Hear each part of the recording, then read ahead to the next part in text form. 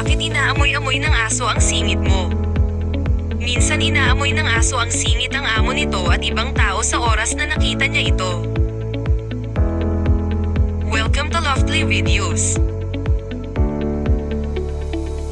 Ang mga aso ay nagtataglay ng hanggang 125 hanggang 250 milyong olfactory scent na mga receptor sa kanilang ilong, kumpara sa humigit kumulang 5 hanggang 6 milyon na mga receptor sa mga tao.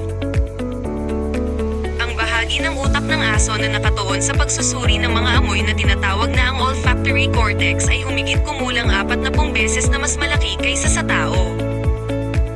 Ang kanilang pang-amoy ay sapat na malakas upang makita ang mga sangkap sa mga konsentrasyon ng isang bahagi bawat trilyon. Ginagamit lang nila ang kanilang pinakamatalim na pakiramdam, amoy, upang mangalap ng maraming impormasyon hanggat maaari tungkol sa kanilang bagong kaibigan. Habang ang pinakamataas na konsentrasyon ng mga glandula ng apat rin ng tao ay nasa ating mga singit at kilikili. Madalas na mataas at di maabot ng aso ang ating kilikili, kaya ang ating mga singit ang kaya lang amuyin ng aso. Ang mga aso ay lubos na umaasa sa kanilang mga ilong at may mas sensitibong pang-amoy kaysa sa mga tao, kaya natural na mas naaakit sila sa isang bahagi ng katawan, tulad ng bahagi ng singit.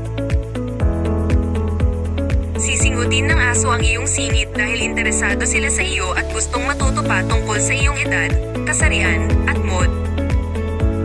Dahil sa kanilang napakahusay na pang-amoy, at ang ilang mga aso ay maaaring makakita ng mga palatandaan ng amoy ng iba't ibang uri ng kanser.